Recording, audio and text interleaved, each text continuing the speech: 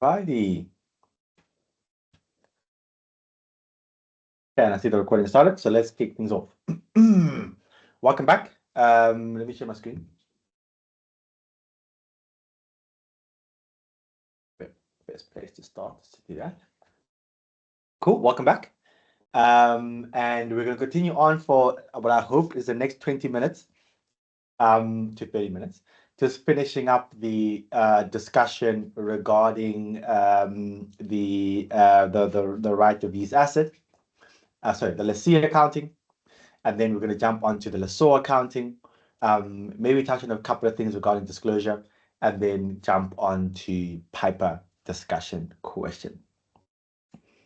Okay, so the right of use asset, the starting point for the right of use asset is your PV of your liability.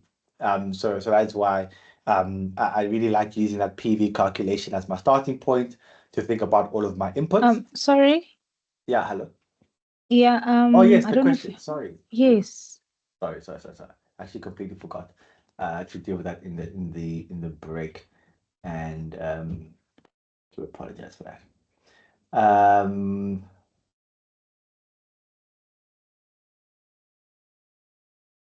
There were the two are used together.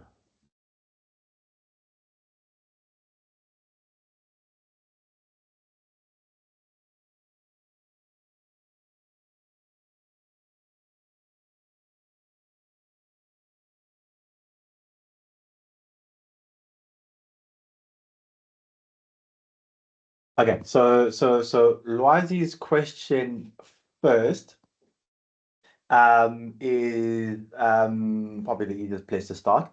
So what if we are given the fair value of the asset? Is it in the indication of that we can calculate the yeah? So if you're given the cash value at day one, that also Loise, you can use as an indication that you can calculate the rate implied in the lease. I know there's almost like a slight sort of difference in terminology. So in other words, fair value is defined in the standard. It's not necessarily a cash value, but you can still sort of use that as typically you can expect that it would be quite a similar or the same number. So that is to sort of answer your question, Loise. Now the other question that I have here with the guaranteed, unguaranteed residuals and when to use what. I think the confusion usually lies in, and I think I don't recall if I've seen this in a psycho paper, but I usually see it in, or I've seen it in the past in UNISA type CTA papers, where they give you an expected sort of call it fair value of the asset at the end of the lease term. Now I think what is important to understand when dealing with the guaranteed and unguaranteed residual is why you were doing it. And I think if you understand the why you are doing each and the other ones, it will also help you to sort of understand sort of when to use what in terms of how you're giving the information. So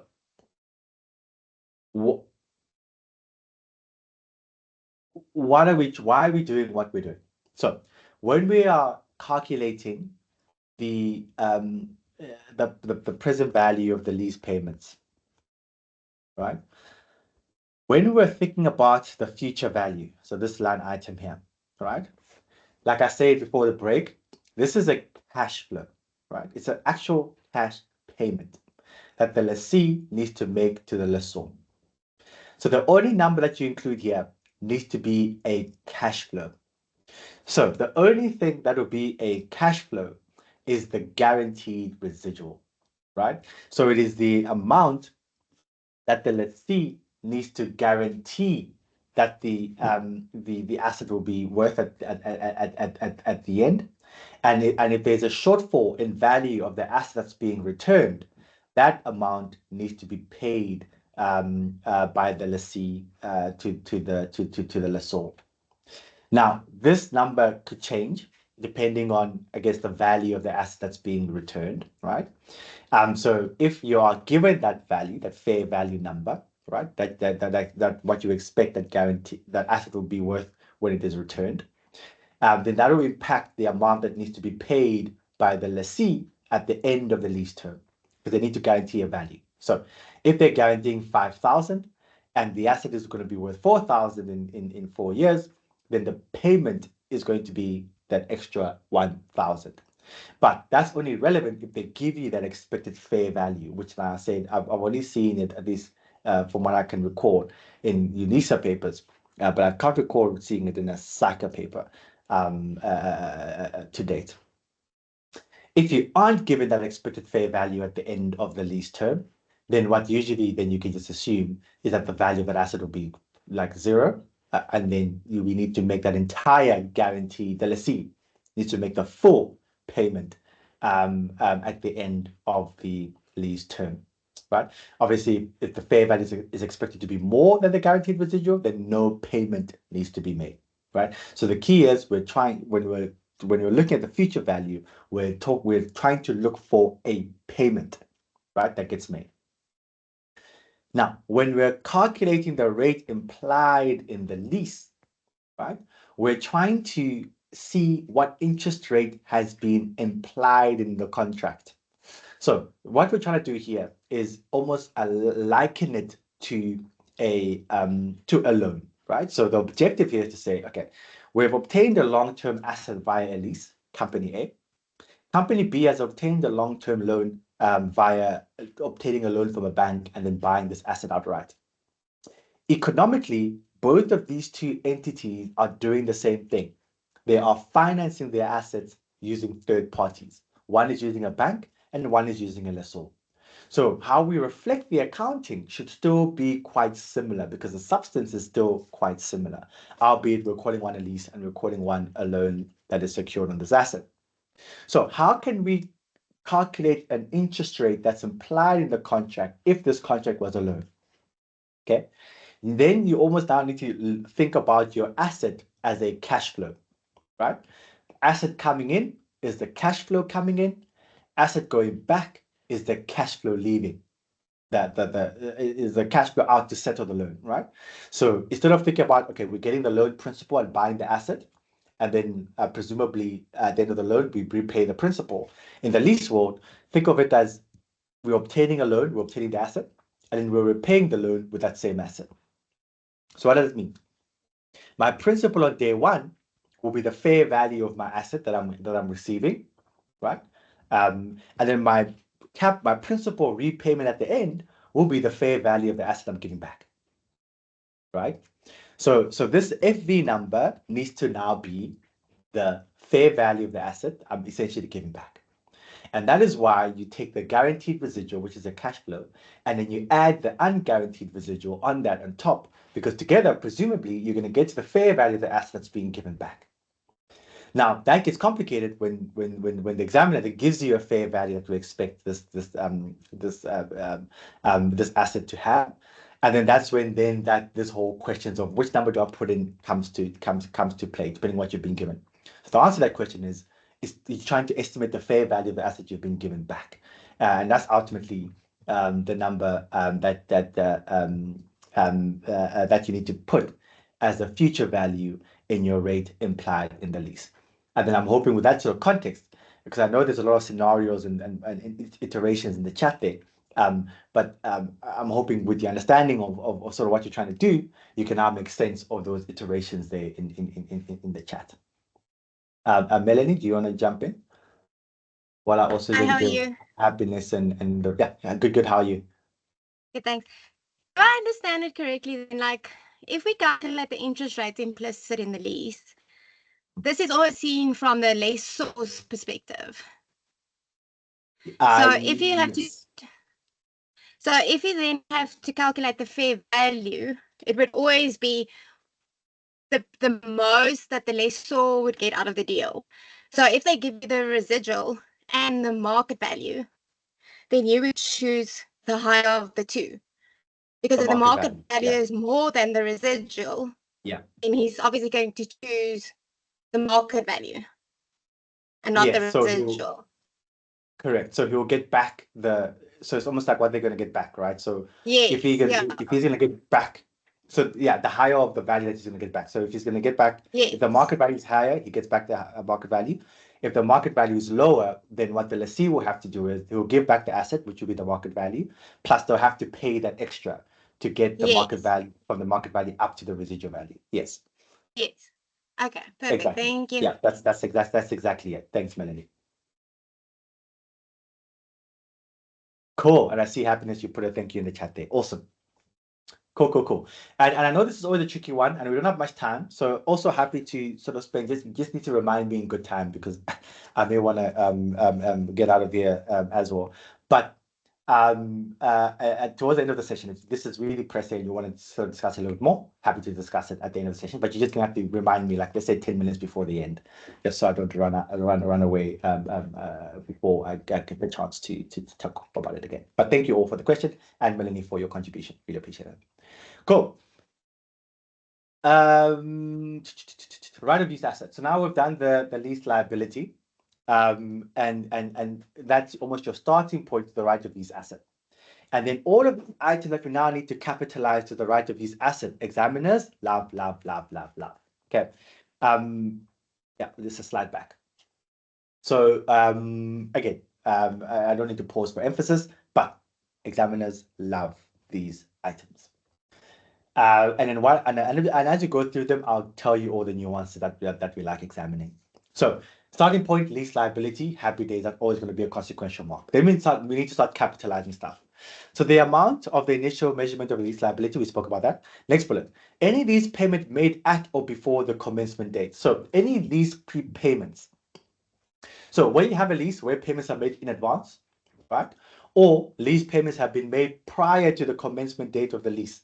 Now, remember, there's a difference between the commencement date, when the asset is made available for use, and lease inception, when you sort of assess whether, okay, we'll talk about lessee accounting shortly, right? Recognition happens on commencement. That's another thing examiners like testing. So lease inception is when you sign the contract, right? Lease commencement is when the asset is made available to the lessee.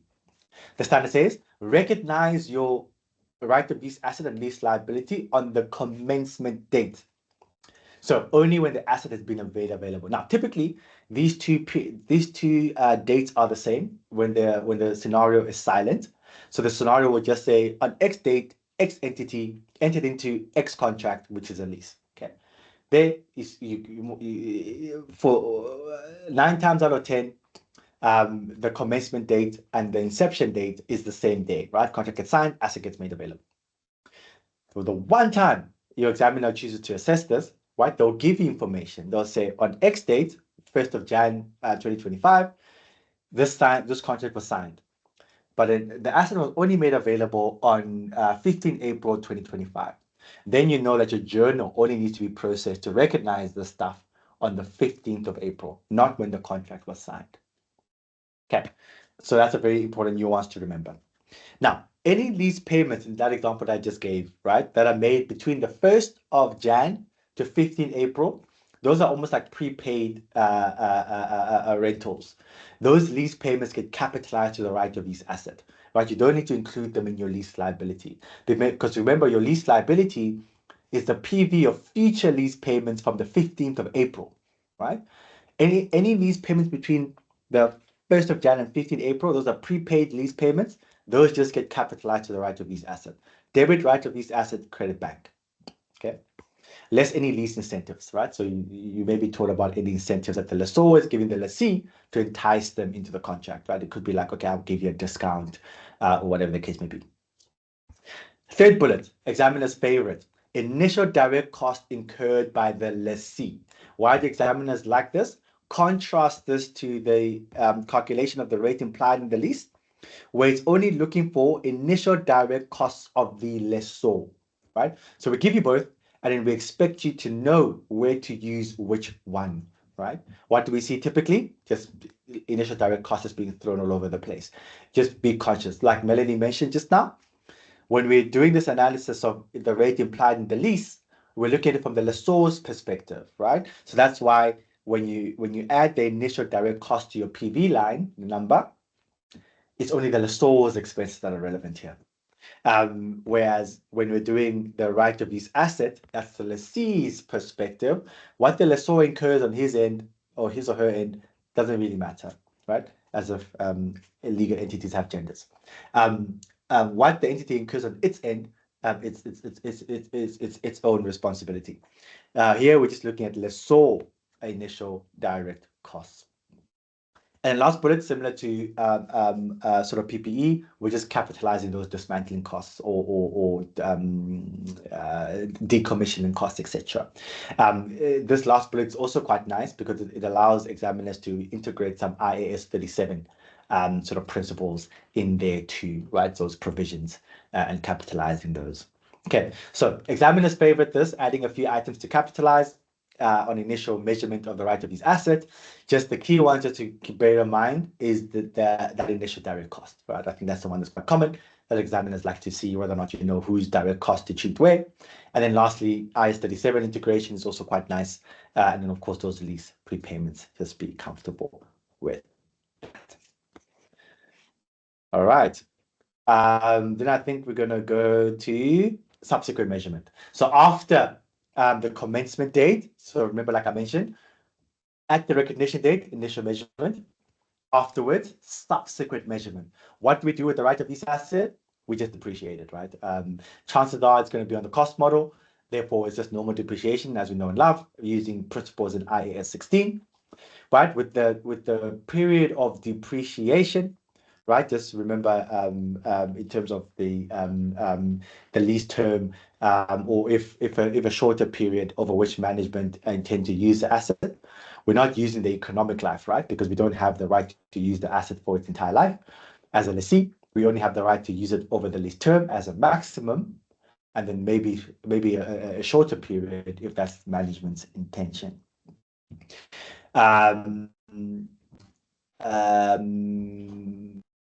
Sometimes you may have a sublease scenario, but I haven't seen that quite often, where your right of use asset may meet the definition of investment property, then you can account for it at fair value.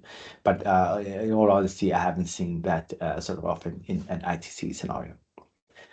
Lease liability subsequent measurement, fave of examiners, absolute fave. Okay, so lease remeasurement is one of those. I'm not going to go through the journal entries. You can go through the journal entries in the more detailed. Where am I? That's wild. Hang on. Otherwise, I'll do it in the standard, so don't you worry. Yeah, that's wild. Okay, let's do it in the standard.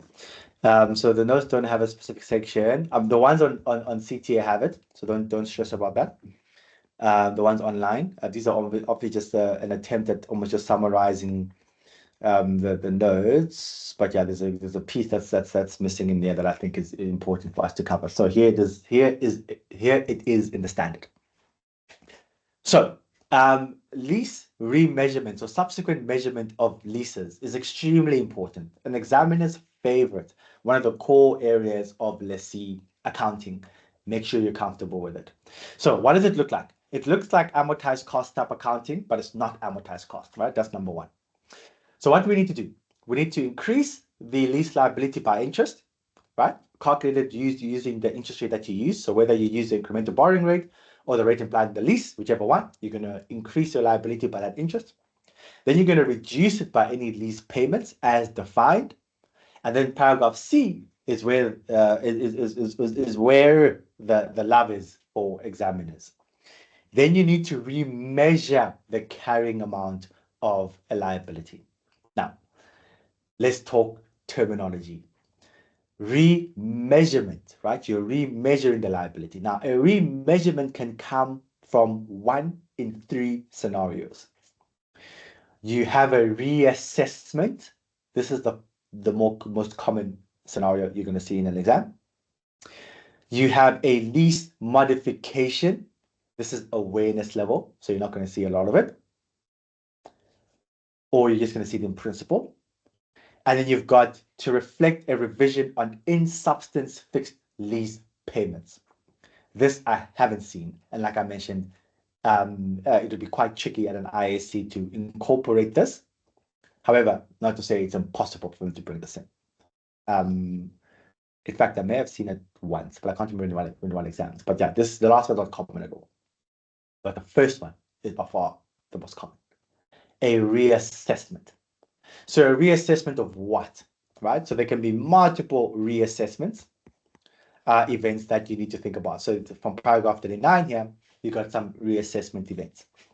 Now, you can think about these reassessment events, and this is what somebody else told me in a couple of sessions way back, that this is how they thought about it, and I actually thought it was actually quite a nice way to think about it, so I'm going to share it with you as well.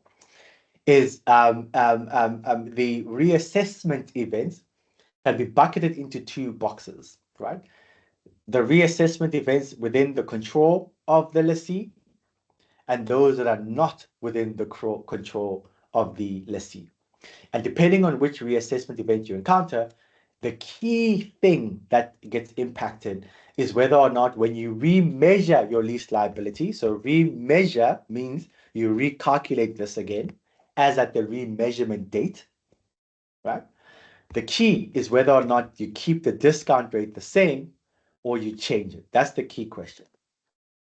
And the key principle your examiners like assessing. So do you know when you are busy remeasuring your lease liability, so doing this PV calculation again, whether or not you keep your original discount rate or whether you revise your discount rate to the new rate applicable at the reassessment date? So if that's the incremental borrowing rate, they'll give you one. If there's is the rate implied in the lease, they'll either give you one or they'll require you to calculate the rate again. Right? So in other words, they would have to give you the information again to do that. Okay, so what are the scenarios where you revise the discount rate? Those are the scenarios that are within the control of the lessee. So in other words, you reassess the lease term. So you initially thought the lessee was not going to exercise a termination option. Then technology advances rapidly.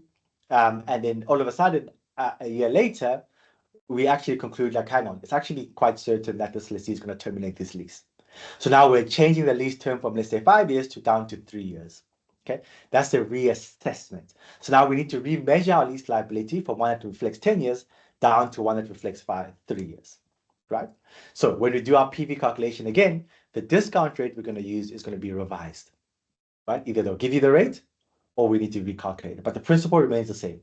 The rule, rate implied in the lease, exception, if that isn't available or you can't calculate it, incremental borrowing rate. Okay. Or you change your assessment of an option to purchase the underlying asset, right? So let's say initially you thought you were going to purchase it, so you included the purchase option price in your lease payments, and then all of a sudden, again, rapid technology advancement, and therefore this option is no longer likely to be exercised. So you've reassessed that. You need to revise your lease liability because now all of a sudden your purchase option price won't be part of your lease payments anymore. Okay, so those two within the control of the not within the control really, but kind of is as well because it's factors within the control of the lessee. Therefore, we revise the discount rate. The other two reassessment events are beyond the control of the lessee, and therefore for those we keep the existing discount rate, right, and just discount the new cash flows. One scenario is if the amount expected to be paid under the residual value guarantee changes, right? So how can that happen? Either, okay, if a contract has changed, it's kind of a modification, but let's say the fair value changes, right? So, or market value, as Melanie mentioned, right? So let's say initially we thought the market value would be, or rather initially, yeah, we expected the market value to be lower than the residual value number. So there was a sort of, call it a true up that the lessee needed to make so that the lessor gets the full value that they're entitled to. And then in the following period, we actually expect the market value of this asset to exceed the residual value, so the lessee doesn't have to pay anything. So our FV, our cash flow has changed, right? And the change in the market value is beyond the control of the lessee. Therefore, we need to discount the new lease payments. So from having a residual value to 0 now, using the existing discount rate. So we can't change it. Or, and B is important and B is common because it links to variable lease payments. If you recall, when you spoke about variable lease payments, I said on day one, you use the variable lease payment linked to an index as at that date as your lease payment. However, what happens when it changes, when it obviously does, let's say for inflation, then we need to revise our lease payments for that inflation, an inflationary increase, and then PV those new payments adjusted for inflation using the original discount rate to remeasure our lease liability. Okay, so which ones of these reassessment events come at you? Okay, 42B is by far the most common. 42C, I'd say, is next in line. 40A is then number 3. 40B, I have yet to see, but not to say it can never happen. Okay, so in that order, in levels of popularity regarding examiners and assessing this particular principle. Very common, examiner's favorite. Okay, make sure you're comfortable. Cool. So that's a lease reassessment. Now, modifications, I'm not going to cover. Oh, where's my standard? Modifications, I'm not going to go into a lot more details in because it's awareness level, but you've got your CTA videos. So I'm not going to linger on awareness level principles in our sort of super valuable time here. And the last one, like I said, in substance fixed, again, watch your CTA videos to get the principle, the core of this particular element.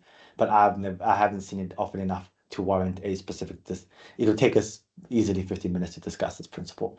So I don't want to use that time here for something that doesn't come up often. Okay, but it is on the CTA videos if you want to learn. When if you go over it because you need to. Okay, but reassessment, like I said, by far the most common. Okay, 38B, also important. Don't forget, these are 3 marks. Where you've got variable lease payments not linked to an index. So variable lease payment linked to entity-specific factors like you need to pay 1 rand of lease payments for every 50 cents of revenue you generate, or whatever the ratio is. Or you need to spend 50 rands of rent per every megawatt of electricity you generate. Right, those are variable lease payments as well. I don't know what I'm going to have to pay. It varies depending on how much I generate or how much revenue I generate. That you just expense when incurred. So the examiner will tell you, I generated this much of electricity in megawatts. Then you just do a simple multiplication, boom, debit expense, lease expense, credit, bank or trade payable. And then that's it, 3 mark. What is the risk here? You just forget. Okay, so don't forget. Cool. Yeah, like I said, I'm not going to go through the journal entries. And I think I'm not going to go through modifications because it's awareness level. Then we can go for lessor accounting. So quick pause here. Are we all good? Thumbs up if we're all good all together before we just finish up with lessor accounting. Lovely. And the great thing is that I believe you all because I see you're asking me questions and we're engaging, you're unmuting, you're putting hands up, you're putting comments in. So when you have questions, so I trust those thumbs ups now. So yeah, so thanks again just for all the engagements, all the questions. I really do appreciate it. It makes the sessions much more awesome. At the same time, I think you get the much more value from it that way. Okay, let's look at lessor accounting. So now again, I'm going to repeat. Perspective is important because as you will see when you go over lessor accounting, it's a completely different universe of accounting principles with some similarities on both sides, but for the most part, it's completely different. Okay, so from the lessor's perspective, so the supplier, the entity supplying the asset that's used by a lessee, their accounting is a dual model accounting. Now, I'm not going to go and talk about the comparison with the previous standard because that was so long ago now, not relevant. Only thing that's relevant is now talking about where we are now. So step number 1 with lessor accounting is classifying our lease as a finance lease versus an operating lease. So why are we trying to assess with this analysis? Why are we doing this? We're doing this because we want to figure out whether or not the substance of this lease from the lessor's perspective is providing finance, is essentially providing financing to the lessee, or are they actually more providing an asset to the to the lessee? Why is that important? Because if they're providing financing, then we need to reflect something on their statement of financial position of the lessor that reflects a financing type arrangement. If it's just an asset that's being provided, right, and it's clearly that in substance, then we need to ensure that our users understand that this asset, this entity, lessor, still has assets on its balance sheet, physical, non-financial assets, and that it's exposed to the risk of. So lease classification becomes quite important. Now, the two options, what are we trying to assess? We're trying to assess risk and rewards. So if the risk and rewards of the asset have transferred to the lessee, we're in finance world. If the risk and rewards have not transferred to the lessee, we're in operating world. So now the standard gives us all these indicators to assess. Okay, we're not going to go through them all in detail, but we're going to go through some very important things to take note of during an exam.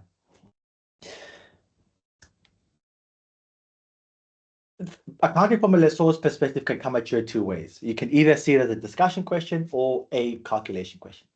Now, if it's a calculation question, as an examiner, because the accounting is so different between operating and finance leases, you can expect, and obviously I'm not setting your ITC paper, but I can just give you sort of from my experience and in this particular program and from what I've seen, you can expect the lease classification question to be a little bit more obvious, or it's just given to you point blank that you can assume or you can accept that this lease has correctly been classified as a finance lease. Okay, why is it important if you're given a calculation? Because the accounting is so vast between the two, right? The mark allocation is going to be very different. So as an examiner, I don't want a massive deviation from what people are doing, candidates are doing. I want you to go a very specific direction because I want you I want to test specific principles in that direction, and I'm going to allocate marks in terms of that direction. That's the calculation. Discussion world, I can have a lot more fun, right? Because there's a lot of things we need to think about when dealing with lessor accounting, starting with the lease classification, which in the discussion world can be a little bit more vague. Now, as you're reading the scenario, you're not going to know which way it's going to go unless it's very clear, it tells you that like this is a finance lease, and okay, it's very clear. Probably not going to get a discussion question. But sometimes you're just going to be reading information in the scenario, and you're not going to have a clue that this is where the direction is going. That's where critical reading comes into play, right? Asking yourself those questions to say, why is the examiner telling me this? Why is the examiner telling me about the economic life of an asset from a lessor's perspective? Why is the examiner telling me whether or not title is going to transfer to the lessee at the end of this lease? Right? So if you ask yourself those questions, you can almost like link it back to all of these principles. So critical reading becomes quite important. So what position do you want to be in? You want to be in that after reading the scenario, you've already thought about the potential links to this classification, so that if you get the question, you can just jump in to start writing. Okay, so critical reading becomes quite important with dealing with these lessor type questions. Then when running through the indicators, right, it's important to understand how to conclude. So I often get the question. Okay, let me park the question first and let me talk about how to conclude. So you see this sentence that prefaces these indicators. So it says, examples of situations that individually or in combination would normally lead to a lease being a finance lease are. What does this individually or in combination mean? It means you only need to hit one indicator for you to conclude finance lease. Just one. So it's not on balance. It's not if more indicators point to one or the other. No. Your conclusion is based on just one indicator hitting finance, you're in finance lease. So the converse of that is also true. For you to conclude a lease is an operating lease, all of the indicators need to point to operating lease. Okay. So with that said, I often get the question, okay, but hang on, what if I know that C is exactly applicable, right? So does that mean that I can just discuss indicator C, conclude finance, and not discuss the rest? That'll be a great question. Answer to that question, the mark allocation, right? Use the mark allocation as a guide, right? If you see that the lease classification question is, I don't know, 12 marks, then obviously that's not the right approach.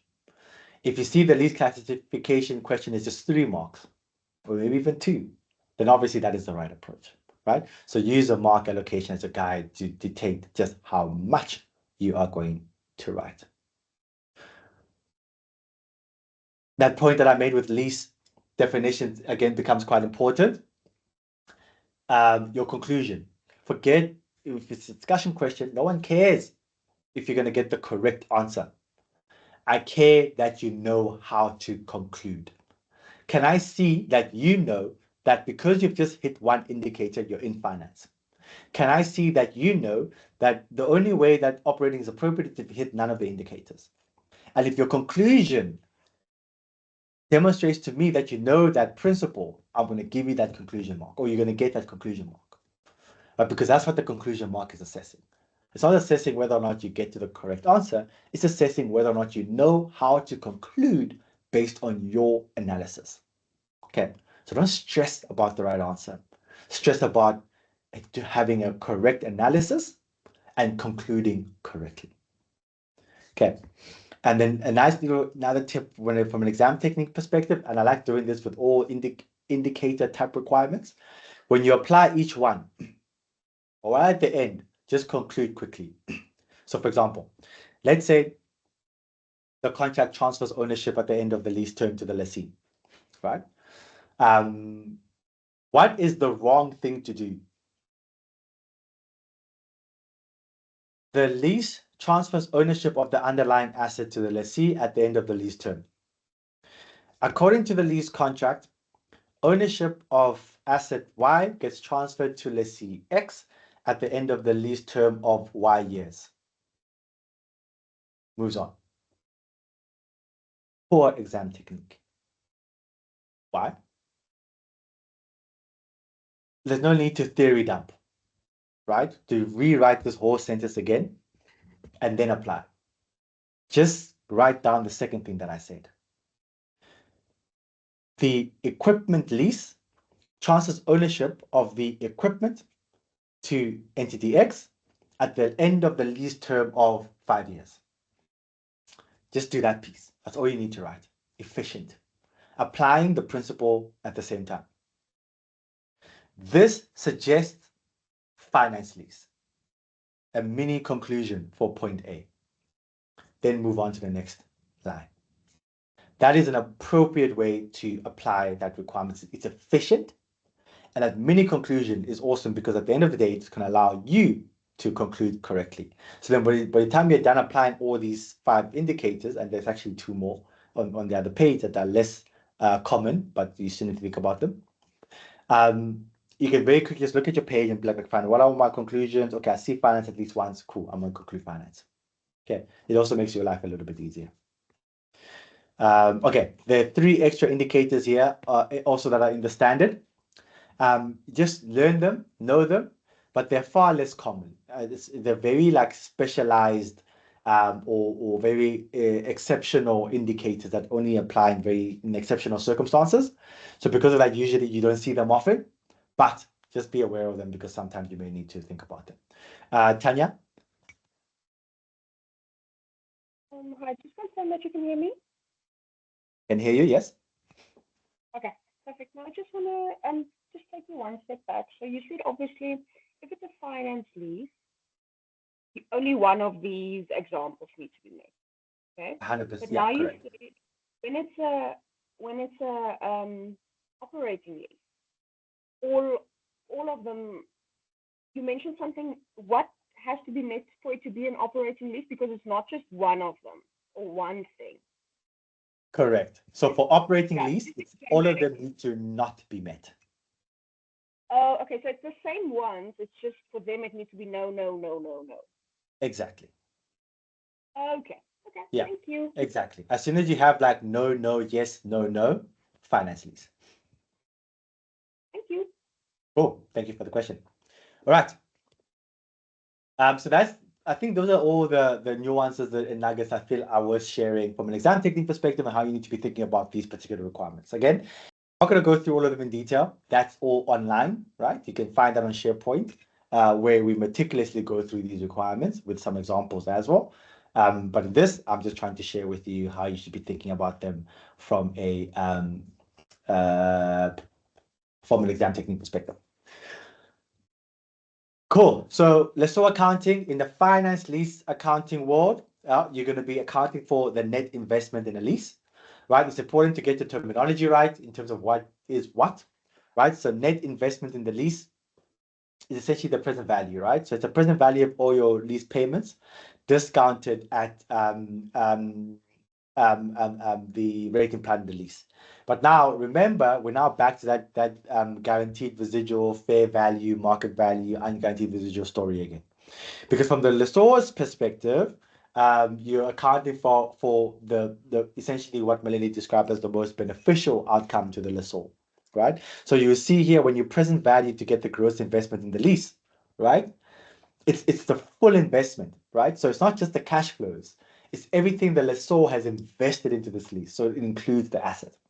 So you'll see how the cash flows or your inputs to your calculation are not just payments, right? Because that's for the benefit of the lessor, but even the unguaranteed portion of the value of the asset. So in other words, the full fair value of the asset is for the lessor's benefit when they get that asset back, right? So whether or not that value is the market value, which is greater, or whether or not that value is the residual value, the guaranteed residual, because the lessee needs to top up over and above the market value of the asset they're returning. You need to sort of work through those different iterations. But point is, it's the maximum value that the lessor is getting. That's what you're accounting for. So that's why when you think about the cash flows, quote unquote cash flows, from the lessor's perspective, you're thinking about maximum benefit for the lessor. So that's both the cash flows plus the value of the asset that's going to be coming back. Okay. The discount rate, this is a key differentiator. The lessor cannot use an incremental borrowing rate. The lessor has to use the rate implied in the lease. So the option for incremental borrowing rate, should that rate not be calculatable, that's even a word, by the lessee, that only exists for the lessee. Why? Because it's expected that the lessor should be able to have all the inputs for the rate implied in the lease. The lessor should know the fair value of the asset they're leasing, right? Because I mean, they literally would have just purchased it and would have those inputs, right? So that is why essentially the lessor is expected to always use the rate implied in the lease. They don't have a choice. Okay, that's another key differentiator. Okay, so this is a cool little graphic here that you can see how this all works. So the gross investment in the lease is almost all the cash flows on an undiscounted basis, cash flows and the asset. The net investment is the discounted cash flows, and then the difference is essentially finance income that gets earned over the life of the lease. Okay, so non-manufacturer or dealers is by far the more common. So non-manufacturer or dealers is the common one that you can expect to see from a lessor perspective, right? So sort of make sure you're comfortable with that accounting. This is an example I'm not going to go through, but manufacturer or dealers, that is awareness level. You can use that to focus your attention more on non-manufacturer or dealers, as opposed to dealing with manufacturer or dealers. The key difference really is manufacturers or dealers recognize revenue when they enter into finance leases, because that's almost their primary business, because they manufacture and sell assets via leases. And all the initial direct costs they incur to do this, they expense those when incurred to profit or loss. Whereas non-manufacturer dealers, they don't recognize revenue because that's not their primary business, because they don't manufacture to sell. And initial direct costs are capitalized to the gross investment in the lease. Okay, so that's ultimately the key difference between the two accounting models. Focus on non-manufacturer or dealers, because manufacturers or dealers are awareness level. Okay, skip over that, skip over that. And there's an example that, of course, you can work through in the CTA videos on SharePoint and notes. Then we have operating leases. So we spoke about finance leases, where the substance is the lessor providing financing to the lessee because the risk and rewards of the asset have transferred to the lessee. Where that is not the case, i.e. the risk and rewards of the asset remain with the lessor, therefore the asset needs to remain on the lessor's statement of financial position, we have an operating lease. Now, operating leases, the accounting is much simpler than finance leases in that you just recognize the lease income, in this case, on a straight line basis over the lease term as defined, as we discussed it. And any difference between the cash received by the lessor and the income that you're recognizing on a straight line basis, that creates a lease receivable or lease accrual or a lease liability. Yeah, I think we would call it a liability. Okay. And then we account for the underlying asset as investment property or PPE, depending on the type of asset on the lessor's statement of financial position, right? Because, sorry, with the finance lease, I didn't mention this, I should have mentioned this. With the finance lease, we de-recognize the asset because the risk and rewards have transferred to the lessee. And we recognize in its place that investment in the lease, right? The net investment in the lease. Whereas in an operating lease world, we cannot de-recognize the asset. So it stays on the lessor's balance sheet as either PPE or investment property if we're leasing out land or a building. And then we account for lease on a straight line basis over the lease term, as I described. Now, let me just see how this note's going to go. Okay, I want to talk about this, then we'll talk about subleasing.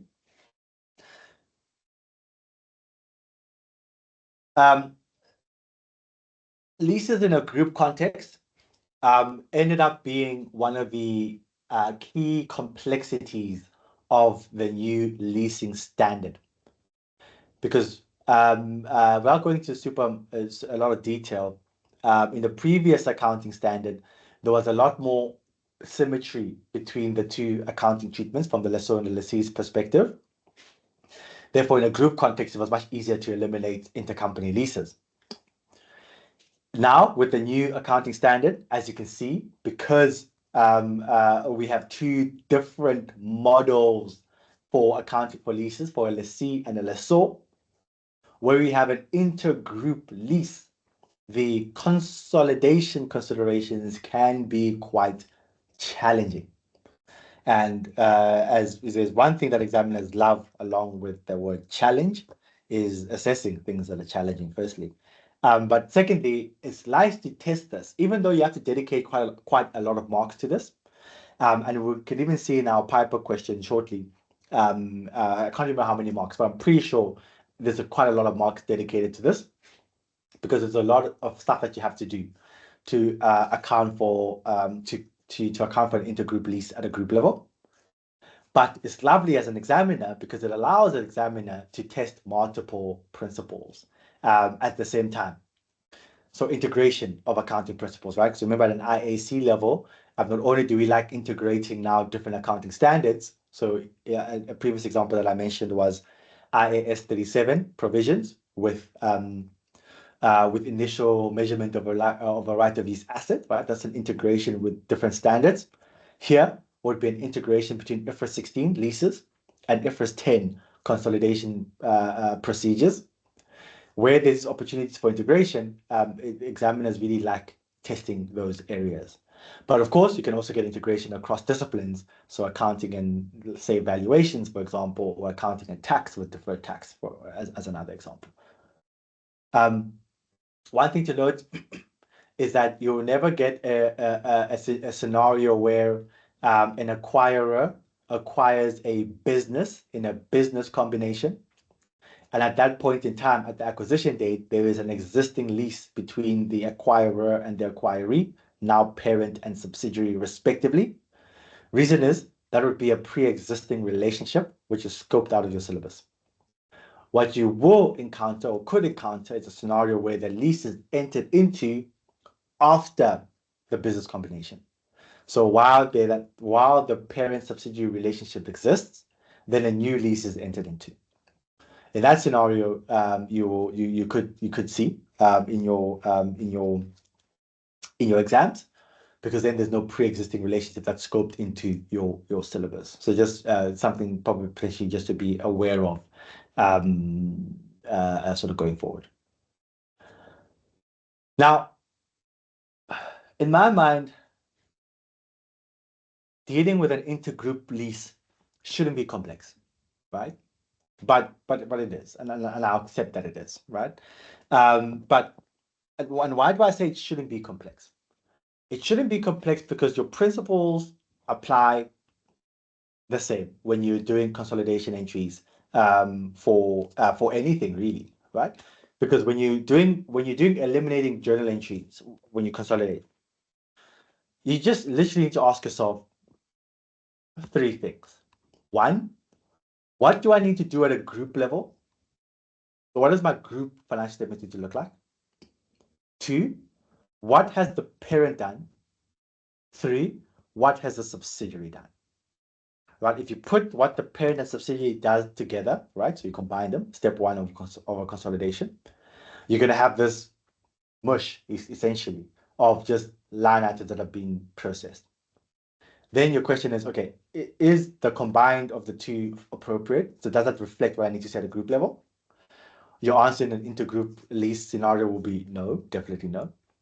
Then it's just, okay, what journal entry do I need to pass to make that combination look like what it needs to look like at a group level? So on paper, it's something that sounds like something that shouldn't be super complex, right? That's why I sort of made my comment. But it is extremely complex to actually execute on that very simple sort of line of thinking. So I'm not going to go into this example, but just to highlight that it is on SharePoint, and we do go into this example in a lot of detail. And you can see that it's quite step by step, right? So what has the parent done? What has the subsidiary done? What do we need to see at a group level? So it's nice that step by step, it helps you think through everything. But I think the solution is just so big that we haven't even put the solution on here. You can work through it. But the reason why I'm not going to go through it here is because Piper has a very similar thing. So we can talk about it there again. Okay. But the principle I just spoke about should be what we should always bear in mind when thinking about this particular thing.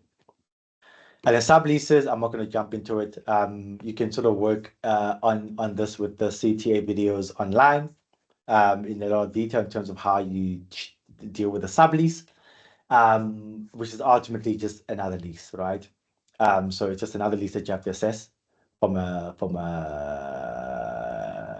lessor's perspective. Because remember, in a sublease scenario, the lessor has to be a head lessee, right? So they have to lease in an asset from somewhere.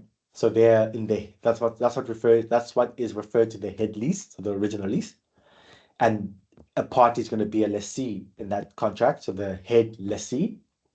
And then the head lessee, who now has the right to use the asset, goes and takes that same asset to lease it out under a sublease out. So they become a sublease lessor, right? So the head lessee accounting is as we have discussed already, so that changes nothing. The sub lessor accounting, the steps you follow is exactly as you've described. The only thing that the sublease sort of requirements it helps us to clarify is that in a scenario where the sublease is a finance lease, then you just instead of derecognizing PPE, because we don't have, as a sublessor, you don't have the PPE on your balance sheet, you actually have the right of use asset, you derecognize the right of use asset, right, instead of PPE, right? That clarifies piece number one. And then piece number two that gets clarified is when classifying the sublease as finance operating, that requirement that requires you to assess, I'm going to go back to just now, that requirement that requires you to assess whether or not the lease term is for a major part of the economic life of the underlying asset. It just says because as a sublessor, your right to use the underlying asset is only limited to the lease term of the head lease, then when you make this assessment, you determine whether or not the lease term of your sublease is a major part of the lease term of the head lease. Is how you need to think about this particular requirement C. So really, that's the only two things that it sort of throws into the pot. But of course, just again, not again, sorry, but I think quite importantly, just that confusion of the parties, right? Even if you've noticed, I also need to like pause and be like, okay, fine, is it the head, the C, then the sub, lessor, right? So you need to just be very careful that you know exactly who we're dealing with within that chain, because it's quite a lot of lease agreements. Okay. I think I said 30 minutes, but now if I look at my clock, I think it's been an hour. So that's wild. Any questions before we sort of wrap things up, and just to make a note, disclosure is always going to be important, especially at this level. And I know the challenge is with disclosure. Melanie, I'll come to your question shortly. Is as we because there's a lot of stuff going on in these standards.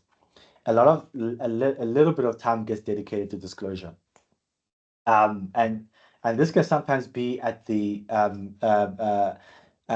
what can I say? This can sometimes create the impression that disclosure is not important, which is quite tricky, because ultimately it's just because disclosure is something that you can easily or readily work through in your own time. So it's not worth sort of spending this collaboration time to go through it. That's the only reason why we don't focus on disclosure that much.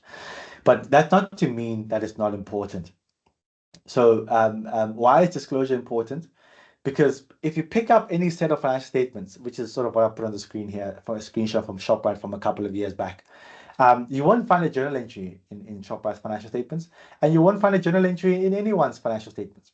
What you'll find is an income statement, statement of financial position, changes in equity, cash flow, and a budget note disclosures. So we always need to make sure that we're comfortable with how items are presented in the financial statements and disclosed in the notes of the financial statements. And that's all driven by what you see in at the back of standards, which is ultimately just a laundry list of things that you need to disclose for a particular transaction. So how can it come at you, right? So obviously, what challenge as an examiner are we trying to deal with when it comes to dealing with disclosure type questions? Is the last thing I want to ever assess is whether or not a candidate is able to recite disclosure requirements, right? Because if you go look at disclosure requirements in the standard, it's literally just a laundry list of what needs to be disclosed, right? So it just says, a lessee shall disclose the following for the reporting period: the depreciation charge, interest expense, expense related to short-term leases, expense relating to that, da, da, da, da. It's just like a laundry list of what you have to disclose. The last thing I want to do as an examiner is for your responses or the extent of your work to be, your response to be, entity X has not disclosed the depreciation charge. Entity X has not disclosed the expense for variable lease payments. Entity X has not disclosed, right? That doesn't test any competencies. Okay? So how can a disclosure question be designed in such a way that it tests competencies? We can embed technical principles in a disclosure question. So one example could be, I could give you an illustrative disclosure for leases, and I could say critically review the disclosure, right? Now, to do that, what I could put in the disclosures is not only would I maybe omit a few things that are relevant to be disclosed, I could also make some principal errors. So for example, 53E says, the expense relating to variable lease payments not included in the measurement of the lease liability, right? So we just spoke into depth now about variable lease payments are included in the lease liability if they're linked to an index or rate, and they're expensed separately if they're not. So I could put in the disclosure a line that says 100 Rand of variable lease payments that are linked to inflation have been expensed to profit and loss in the financial year.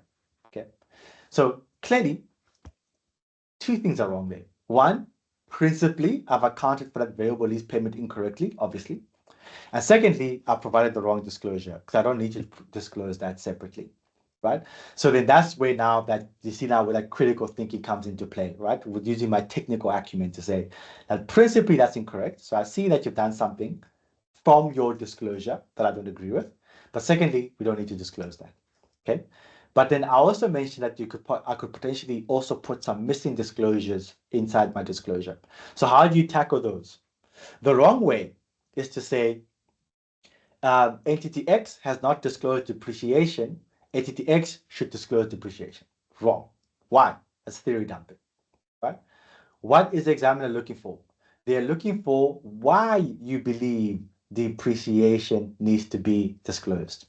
So a response like, I note that we have a right of use asset with a 5-year lease term. Therefore, I expect we would have depreciated this asset over the current reporting period, and that has not been disclosed separately.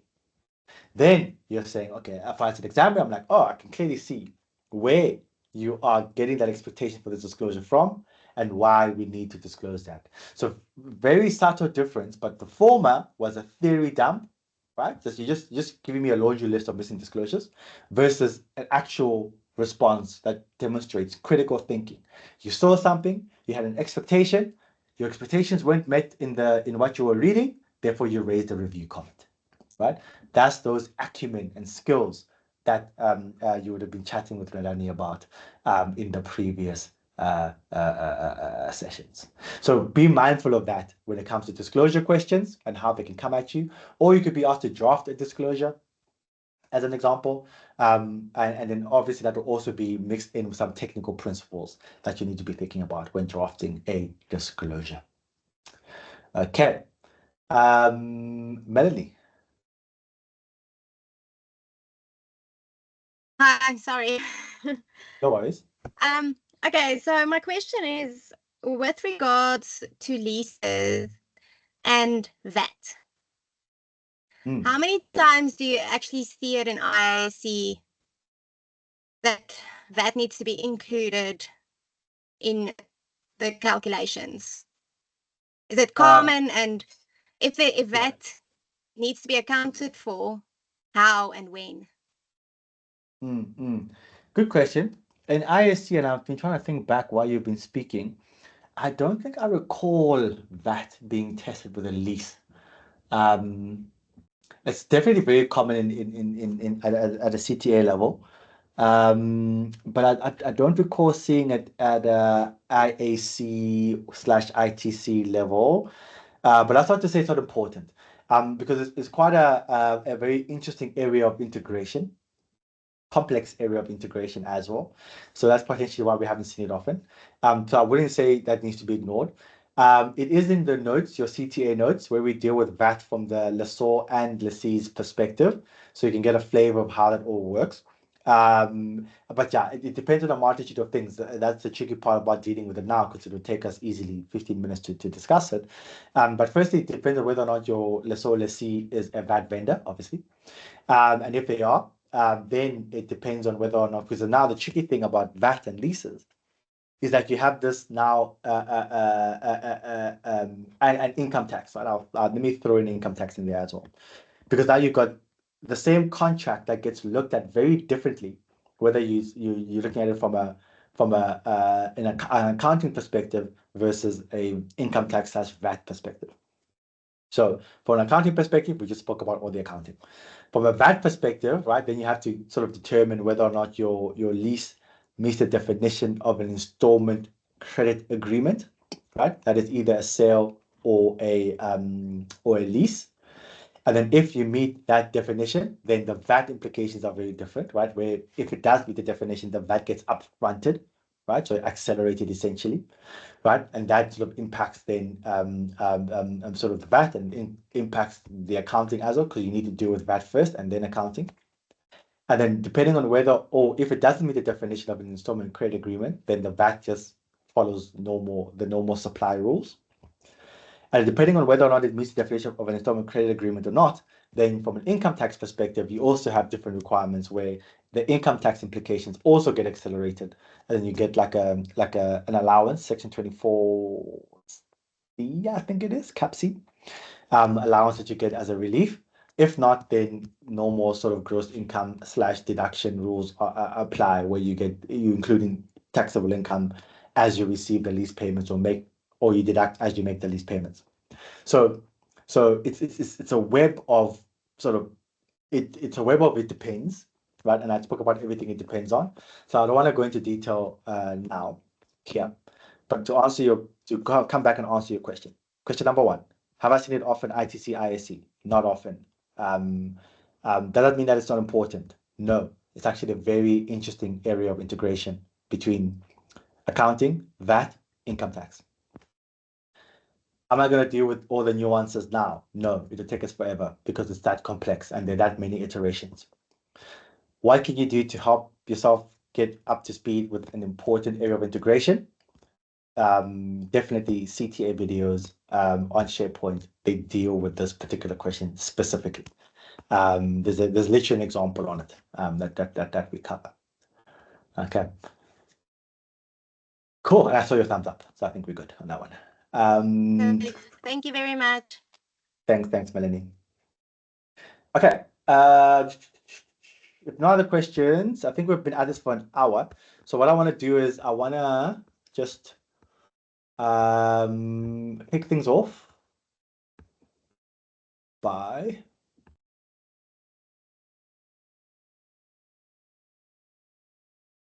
hang on. Stop sharing my screen for a second, just to make sure that I share the right thing. Where are you? You should have you open just now.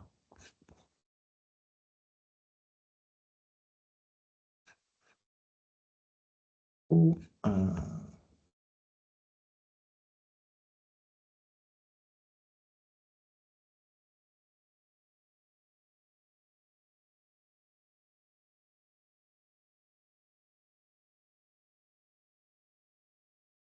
Give me 1 second. I'm still here. Just trying to find the right thing.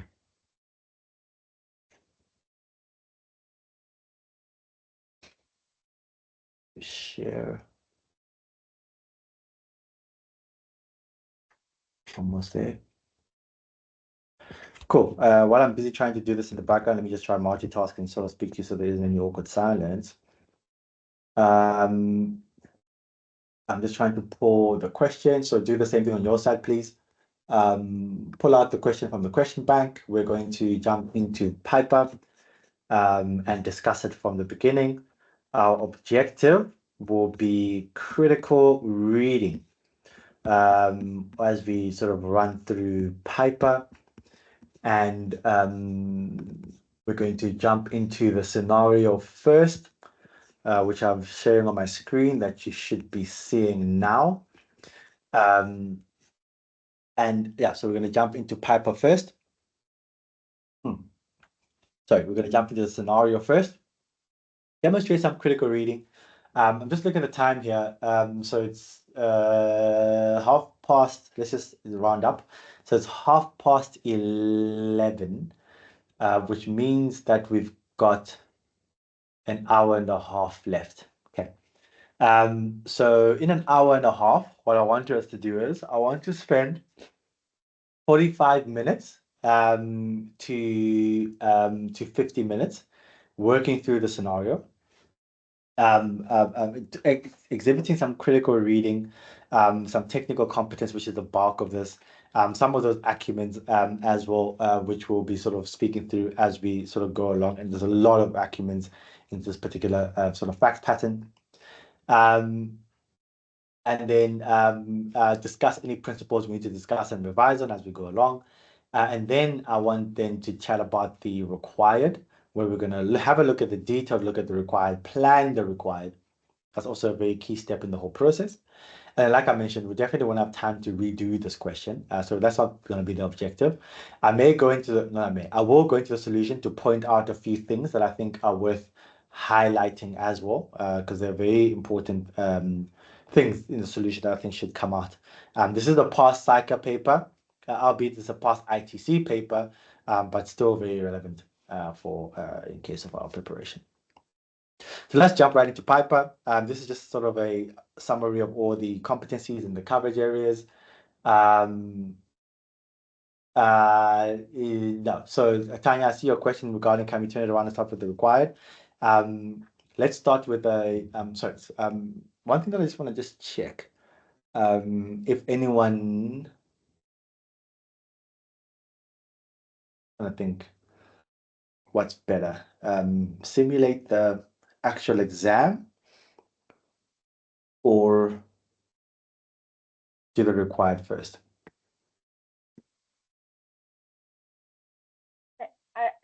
I hear what you're saying. So for me, and I also know in Jan we had the same thing. So the lecturers obviously do prefer to do the scenario first and then the required. But seeing that we now actually do get the required with the exam paper, in Jan, all of the students basically chose, can we please look at the required first, because that is what we're going to do in the exam. To guide us as to what we need to focus on in the questions. So that's why I'm just making the suggestion or the ask to turn it around. Yeah, that actually makes a lot of sense, right? So the IAC now you get the required with the scenario. Yes. Okay, cool. That makes a lot of sense then. Cool. Let's do that. That's actually quite cool. Righty.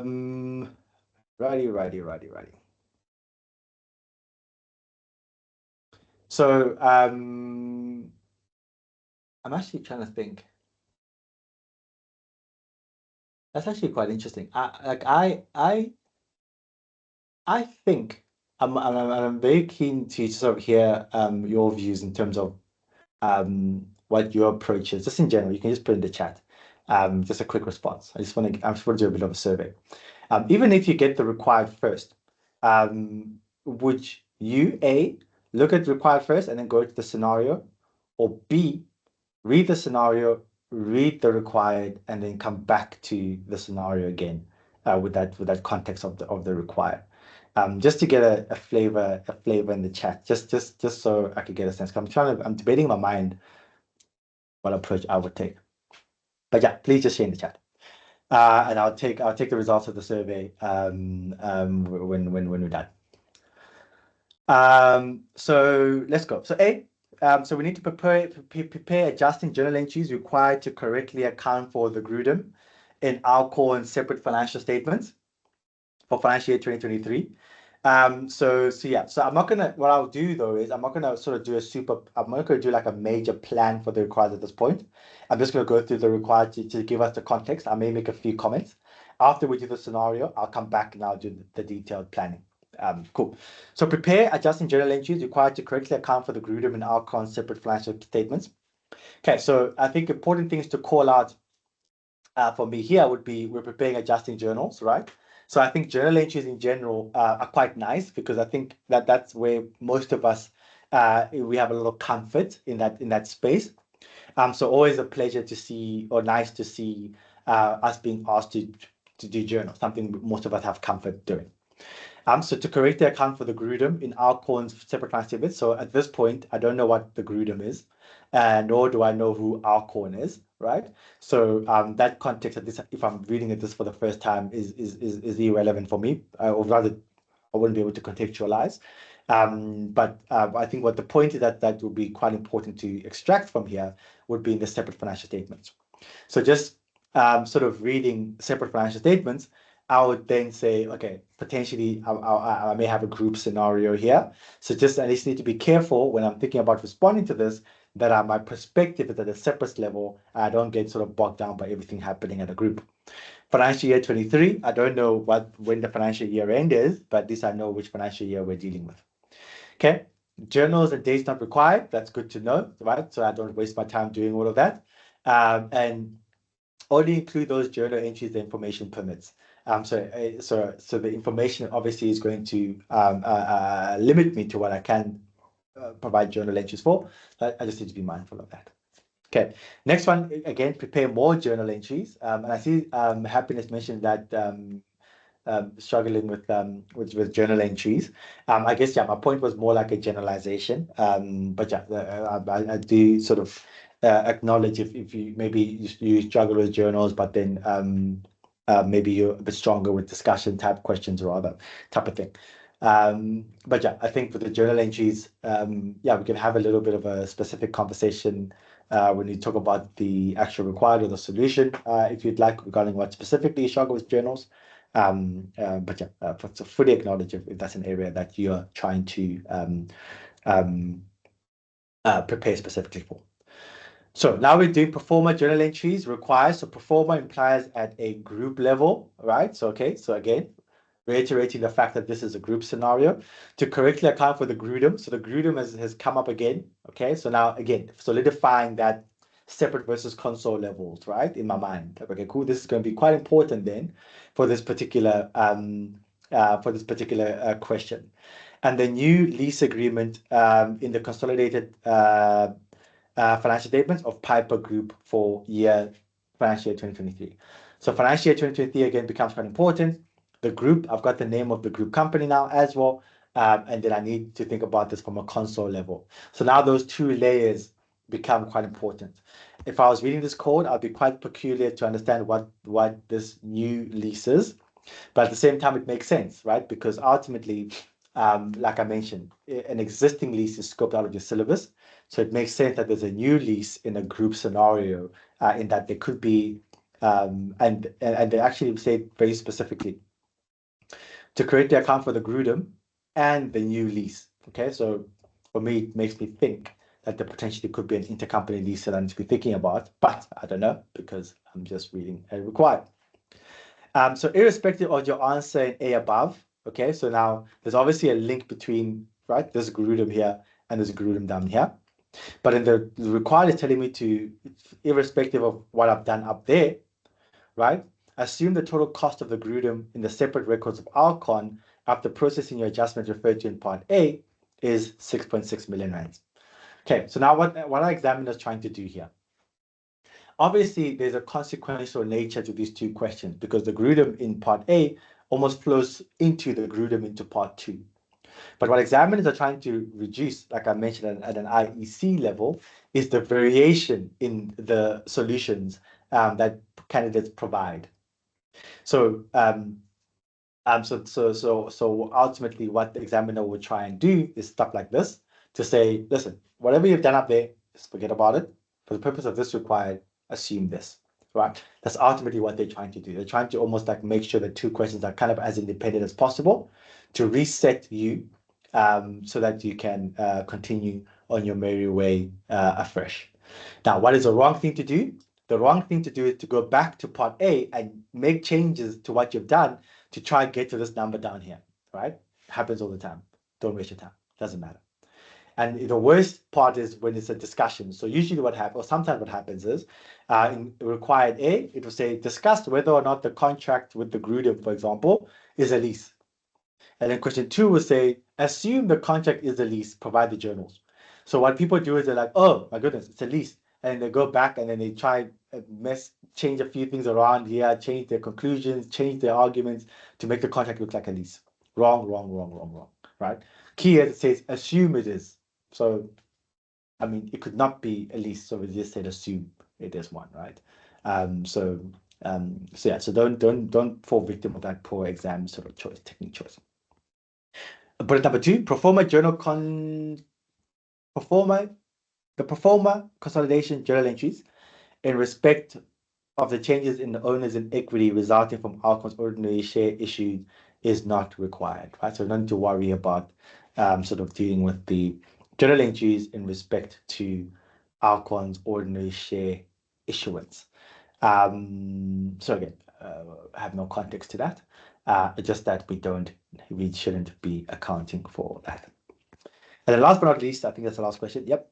It's a discussion now, right? So a little bit of balance with this paper, but a severe weighting towards calculation, which I guess at this level, I would advise you sort of not to sort of come to get too comfortable with expecting, right? Because generally there's a bias towards discussions and disclosure type questions.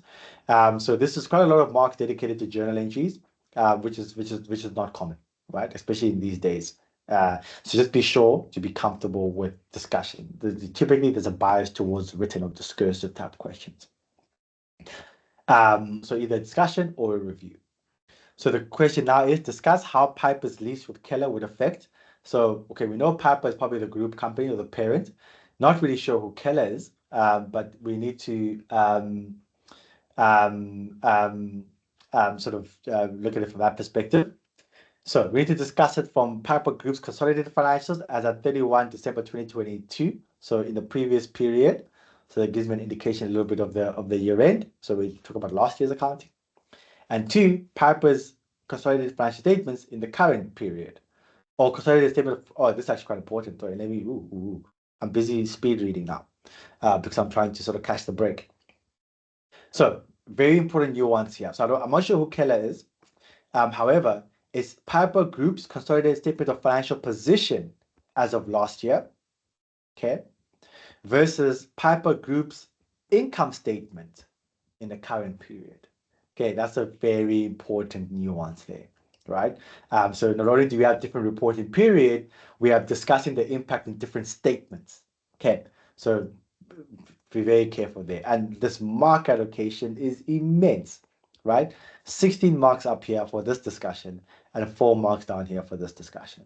So something definitely worth planning for, which we'll talk about planning, because it's quite difficult to plan without having sort of read the scenario, right? So once we do, it'll be much easier to plan for this required.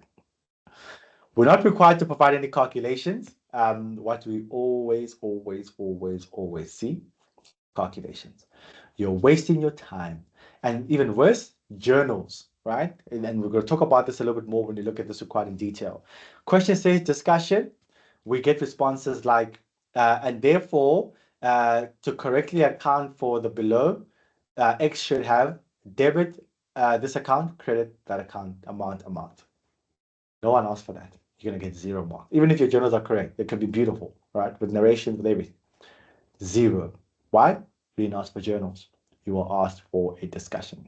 So you need to learn how to discuss. How do you describe a journal, right? So to practice, write a random journal entry on a piece of paper and then ask yourself whether or not you're able to describe what that journal entry is doing, right? So if it's debit, right of lease asset, credit, lease liability, you are recognizing a right of lease asset on your statement of financial position with a corresponding lease liability of 100,000 rands. So that's you describing a journal entry, right? You're going to get marks for that. You're not going to get marks for, and therefore we debit right of lease asset, credit, lease liability. No mark to be had. Okay, because we didn't ask for journals. Same thing with calculations, right? Didn't ask for it, don't do it, you're wasting your time, right? Even though that's typically the comfort area, right? That's why I mentioned earlier about journal entries being the comfort area, calculations being the comfort area, because we always try to force them into our response and then we waste our time and get no marks for it. And then note disclosures and comparatives are not required. So we don't need to talk about notes, we don't need to talk about comparatives. And then we've got some skills here, some communication skills coming through here in a lot of instances, presentation as well, but then also critical thinking skills. So with discussions, it's always going to come part and parcel with critical thinking and analytical thinking skills and demonstrating that. And we'll talk about how you could have demonstrated that in this particular task. Some very interesting discussions that were being had. I just listened to snippets of it with Rendani and all your questions that you had regarding these competencies and acumens and whether or not it should really distract you from thinking about what the core required is. And yeah, I really like Rendani's response in terms of how you need to be thinking about these critical thinking skills. And of course, subject to how the examiner expects you to demonstrate those skills. Charlene asks, so it's not always the case that if the second question assumes it's a lease, that the first question, yeah, 100%. It's not at all. And the key is in the word, right? It says assume, right? So imagine the word where it is, irrespective of whether it is or not. Just assume that it is for simplicity. So 100%. So that is not correct. And and don't sort of waste your time trying to fix what you've done before, to try and sort of because what usually happens is the worst scenario is a scenario where you've had a discussion and you've concluded it's not a lease, and then you read the next required and it says assume it is a lease, and you go back and the worst is you just change your conclusion to say therefore it's a lease, right? What you've done there is, even though let's say it is a lease, let's say that is the correct answer, but because now your argument is not aligned to your conclusion, you actually lose the conclusion mark. So the panicking actually ends up in you costing yourself a mark, as opposed to just concluding correctly and not worrying about getting the correct conclusion. Okay. So we've been at this for a while again, I think for an hour and 25 minutes. So it's definitely a break time. I think we can take a 20-minute breather now. So 15 minutes, then now 20. Just so that we can come back and then push through until the end of the session. Okay. Well, I'll give you slightly less than 20 minutes. So let's return. Is my math's gonna fail me now? So that is 45, 55. So let's return at 11:55, and then we'll push on until 1. Okay. If you have any questions, please pop them into the chat. And then no, sorry, let's do 15 minutes. So let's return at 11:50. And then we'll push on for an hour, 10 minutes into the end of the session. Okay, cool.